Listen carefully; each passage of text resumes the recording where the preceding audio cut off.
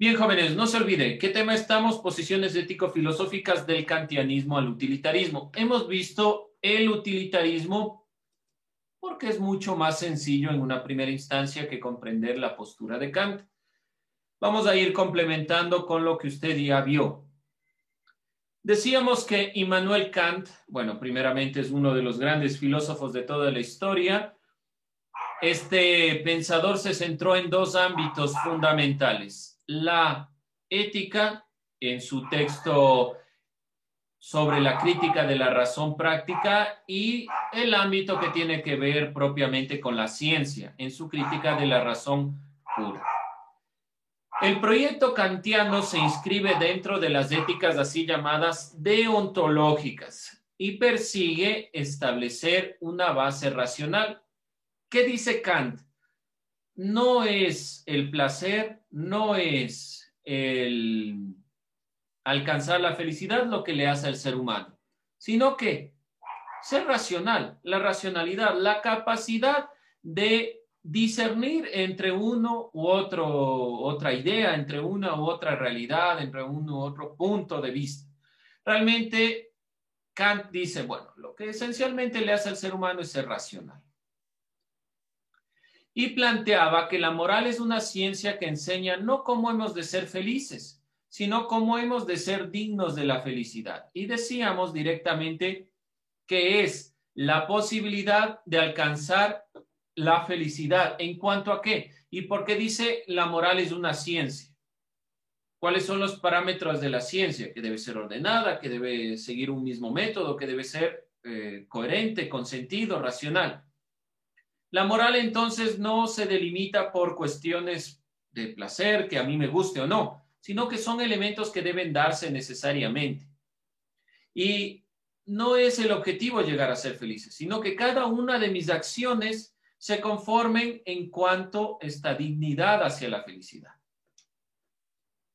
Kant aclara que las normas pertenecen al reino de los fines, que la norma es un fin en sí mismo.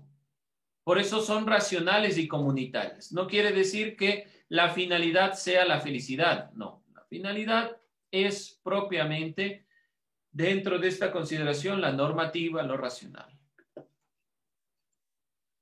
Kant habla del imperativo, que es un deber o exigencia inexcusable, algo que yo no puedo evitar, o sea, necesariamente tiene que darse. Y Kant plantea esta frase que creo que es uno de los elementos básicos del pensamiento de Kant. Vive tu vida como si cada una de tus acciones fuera a convertirse en una ley universal. ¿Qué quiere decir Kant con eso? Quiere decir que nuestras acciones deben ser realizadas no para obtener algo más. No es que yo le voy a ayudar a mi compañero para obtener algún rédito, alguna ganancia, sino porque yo actúo en conformidad a mi criterio, a que yo considero que eso se va a hacer una ley universal. Y estuvimos hablando de los juicios morales. Específicamente, planteábamos 3 niveles de los juicios morales. Esta parte es la más relevante en cuanto a la perspectiva de lo que estamos revisando aquí. 3 niveles de los juicios morales. El primer nivel, que son las máximas, que son descripciones de cómo el hombre debe comportarse en situaciones concretas.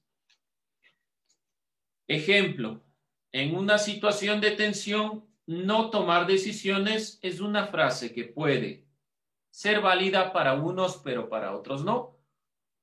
Hay muchas personas que toman decisiones en cuestiones de tensiones mejor que otras. Por lo tanto, depende, y los juicios como máximas depende del individuo. Son aplicaciones individuales, no universales, que no son para todos, quiere decir, sino que solo para un individuo. ¿Hasta ahí alguna duda, inquietud? El imperativo hipotético. Sabemos bien que es un imperativo. No se olvide, deber o exigencia inexcusable, algo que yo no me puedo excusar, algo que tiene que darse necesariamente. El imperativo hipotético son principios que están condicionados al logro de un determinado fin. Entonces, quiere decir que no es que sean solo individuales, sino que es un fin determinado. Cuando llegamos a ese fin, se acaba y no pasa nada más. No es, por lo tanto, universal. Ejemplo, cuando una persona aconseja a otra y le dice, si eres constante en el trabajo, podrás obtener un ascenso. Cuando esa persona obtiene el ascenso, entonces terminó. Ese es el determinado fin para el cual se genera un comportamiento. Por lo tanto, el imperativo hipotético es solo para un determinado fin, para llegar a un fin específico, no para que sea universal, no para que se dé siempre. Y finalmente lo que estábamos introduciendo, el imperativo categórico. El imperativo categórico son aquellos que obligan a la acción de forma universal e incondicionada. Es decir, que usted de este parámetro no puede salir. Y ahí está el ejemplo, no matar, no lastimar. No, esto no se da porque usted plantee que no le gusta o que simplemente se da en una sociedad y no en otra. No, el imperativo categórico debe darse de forma necesaria, siempre, sin condición alguna. En cambio, el imperativo hipotético, como solo tiene un fin, puede ser que llegue a ese fin y nada más. En cambio, el imperativo categórico debe darse siempre. El imperativo categórico, para que sea categórico, debe reunir estos parámetros. Sobre todo, que debemos obrar de tal manera que tratemos a los demás como un fin, no como un medio. Las personas son fines en sí mismos. No les utilizamos para llegar a alcanzar algo más, sino que realmente son fines. El reino de los fines propiamente es la posibilidad de entender que todo debe tener una norma. Por eso es que las normas pertenecen a este reino de los fines. ¿Alguna duda, inquietud hasta ahí? ¿Algo? Si necesitan que les ponga otro ejemplo. No se olvide, entonces hay 3 niveles de juicios. Para Kant, el juicio más importante es el imperativo categórico. Para que algo sea categórico, que debe darse inexcusablemente, pero que debe darse forma necesaria, que no puede evitarse, debe cumplir algunos parámetros. Y los parámetros es sobre todo que usted viva según su norma se convierte en una ley universal, que usted considere a los demás como fines y no como medios. Y que sobre todo que debe convertirse en universal, que sea para todos, no solo para mí. Kant aclara que las normas, como pertenecen al reino de los fines, son racionales y comunitarias, y la finalidad de la ética no es el placer personal, sino el ejercicio comunitario de la razón. Este elemento, no olvidarse, lo voy a puntualizar aquí. Para Kant, a ver, vamos puntualizando. Para el utilitarismo,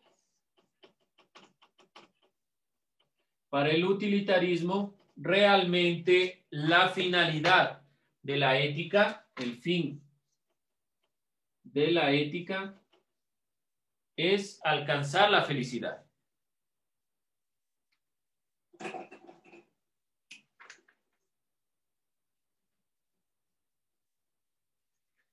En cambio, para Kant, para la filosofía kantiana, la finalidad de la ética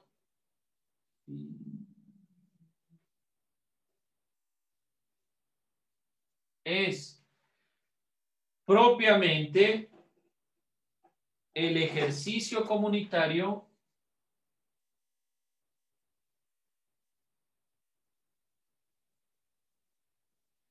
de la razón. Ese es el ámbito propio o la diferencia propia entre el utilitarismo y la filosofía kantiana. El imperativo categórico.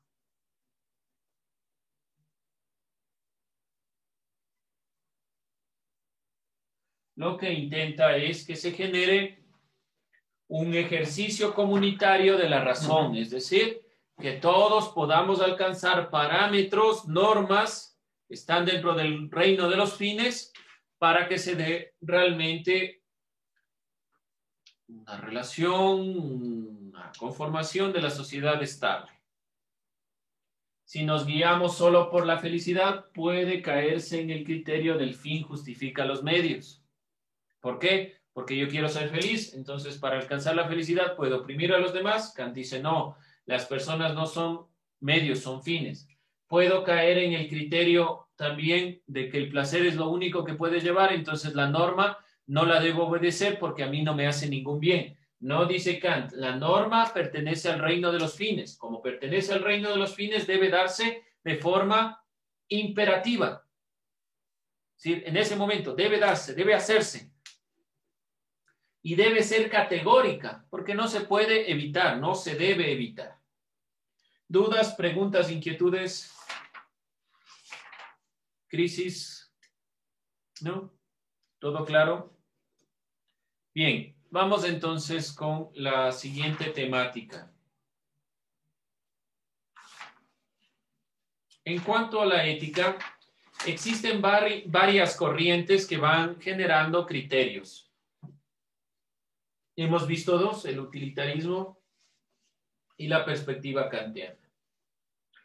Pero vamos con esta temática de cierre ya esta visión. Corrientes sobre el bien y el mal.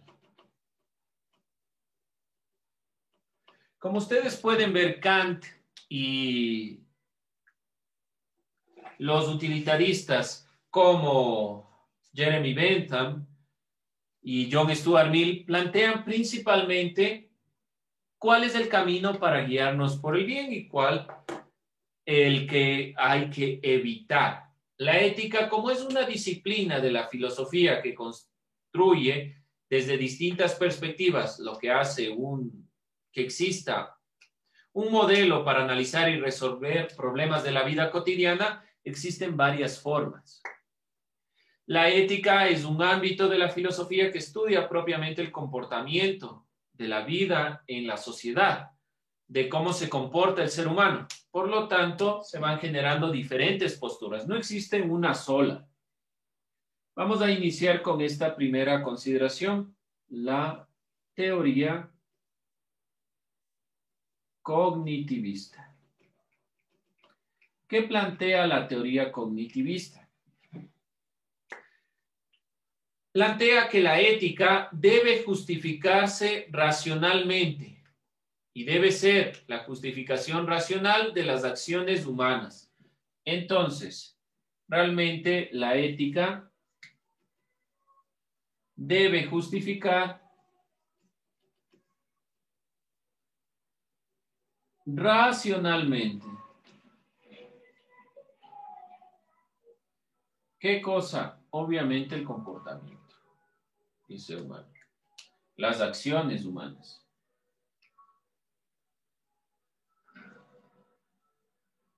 Propiamente este es el objetivo de la teoría cognitivista, que todo lo que nosotros analizamos, cuestionamos, es desde la razón, desde aquí, desde la razón se plantea todo.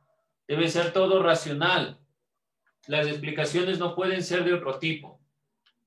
Estos fundamentos se suelen deducir a partir del reconocimiento de una naturaleza humana obtenida mediante la reflexión filosófica y la investigación científica. En ambos casos se trata de principios propiamente universales. Entonces, esto nace a través de la reflexión, tanto filosófica como científica. La acción humana desde esta perspectiva se debe comprender a partir de los hechos y no desde la especulación abstracta. Entonces, es la reflexión sobre los hechos concretos, lo que pasa. Las ciencias sociales se emplean para establecer los condicionamientos culturales, sociales, así como ocurre en la biología, en la investigación de diferentes tipos de ciencias. Desde esta teoría cognitivista, el bien y el mal se reduce a reglas de conducta inscritas en los códigos genéticos y en lo que se transmite culturalmente. Entonces, en cuanto a esta perspectiva, el bien y el mal para esta teoría se reduce a reglas de conducta. Estas reglas de conducta están determinadas principalmente por la transmisión genética, cultural, las mismas que permiten la supervivencia del ser humano como especie o grupo. Las éticas con base religiosa postulan que la conducta humana debe seguir un orden preestablecido, el cual ha sido estructurado por alguna entidad divina. En cambio, en esta perspectiva nos centramos en estas reglas de conducta que sobre todo quieren la supervivencia.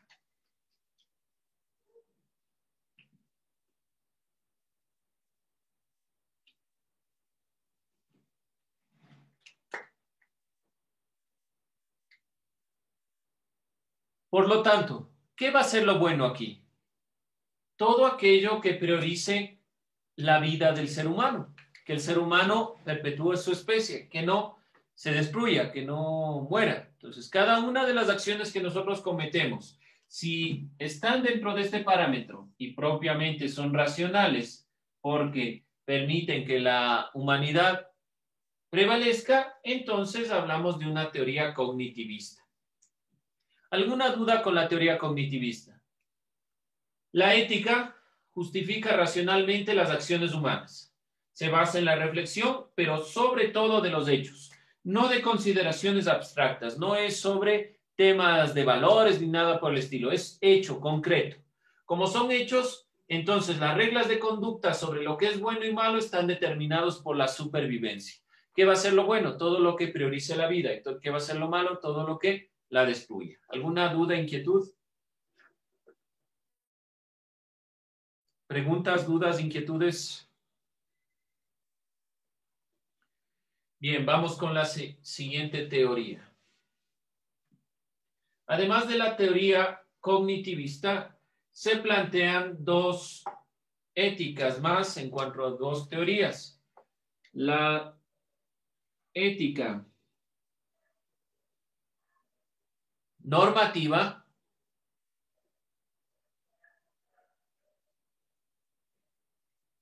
y la ética no normativa.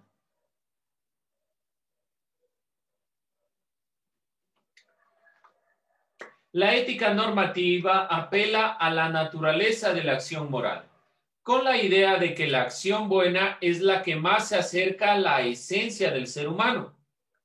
Por ejemplo, ayudar a alguien que lo necesita no solamente te hace ser un sujeto bueno, o buen vecino, o buen amigo, sino una persona buena en el sentido más amplio del término.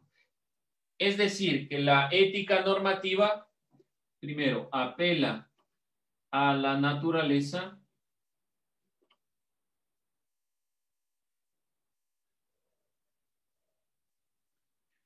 de la acción moral.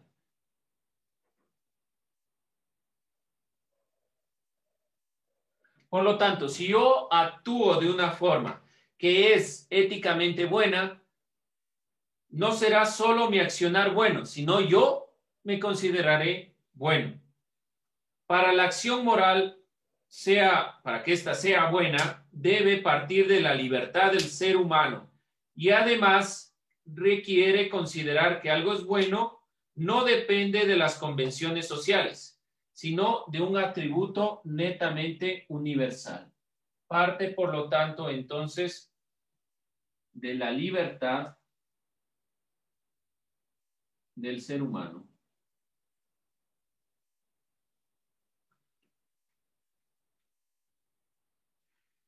La moral debería ser la misma para todos los pueblos y naciones. Entonces, se plantea una regla: no robar. Si esta regla está planteada como universal porque nace de la libertad del ser humano, es universal.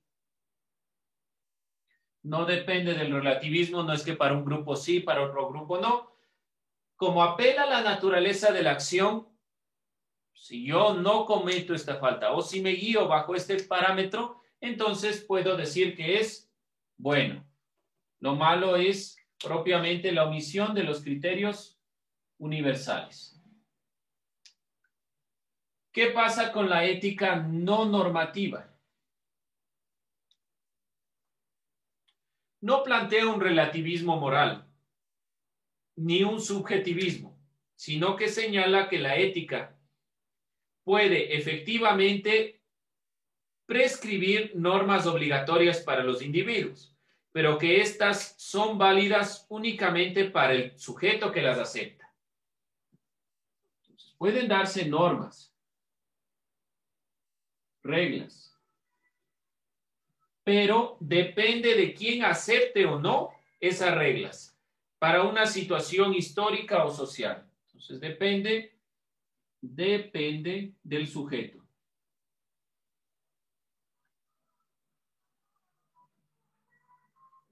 Si este sujeto acepta o no la norma.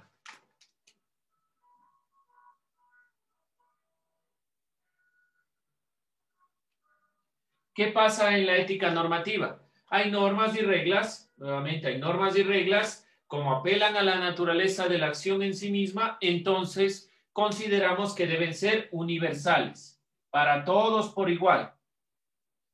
La ética no normativa plantea que hay elementos universales, es decir, normas, reglas, pero que no dependen de que se den o que estén plasmadas, sino que depende del sujeto, si la acepta o no.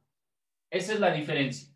Esta no plantea un relativismo, la ética no normativa, sino que es no normativa porque puede el sujeto aceptar o no esa norma. Hay normas que podemos nosotros rechazar.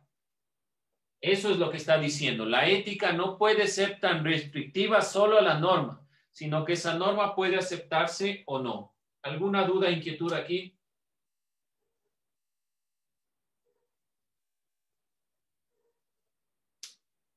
En cuanto a la ética normativa y no normativa, normativa tiene reglas, normas, parten de la libertad del ser humano y tienden a convertirse en universales, por lo tanto deben darse en cualquier ámbito, en cualquier país, en cualquier región. Ética no normativa no habla de relativismo moral, también se dan normas y reglas, pero estas normas y reglas no dependen de la norma en sí mismo, no depende de apelar a la acción moral, sino depende si el sujeto las acepta o no las acepta.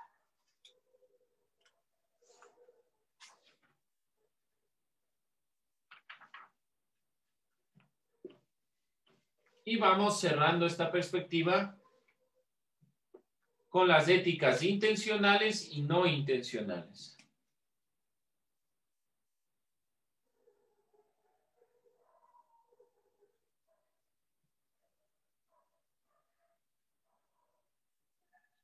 ¿Qué es una ética intencional? Desde este punto de vista, lo que cuenta moralmente es el propósito del sujeto que ejecuta los hechos. Entonces, aquí lo que depende es propiamente de la intención del sujeto, la intención del sujeto que ejecuta los hechos.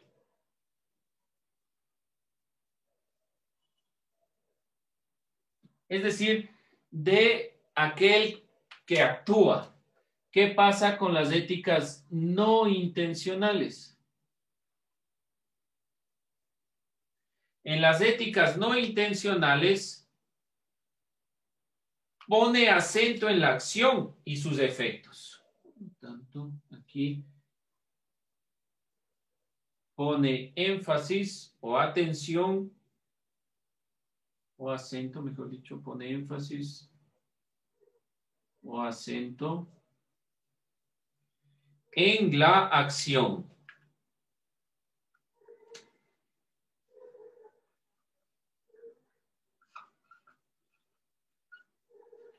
en la acción y sus efectos.